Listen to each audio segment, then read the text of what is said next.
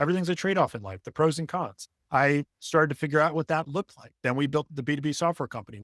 And here's what we learned there. We worked really, really hard to build up that sales team. Here's what the Salesforce went through judging systems, leadership, and compensation. And we shouldn't do it this way. We should do it that way. Hey, I'm going to learn this backend system so I can do this for myself. Here's what they don't know they're going to face. They weren't the ones to start the business. They weren't the ones to front end all the money to make the team that size. They weren't the ones who had to spend all the money on advertising. They weren't the ones who had to go through the 50 things that didn't work to find the one thing that did work when it came to marketing. They didn't have to go through the headache clients that, even though you did everything right for them, submitted a chargeback and all of a sudden there's negative $20,000 in your bank account. They didn't have to go through the risk of taking on the growth of the business. They could just sit there and judge what was happening. There's vantage points to everything. The leader has a vantage point. The salesperson has a vantage point. The sales manager has a vantage point. The operations team has a vantage point.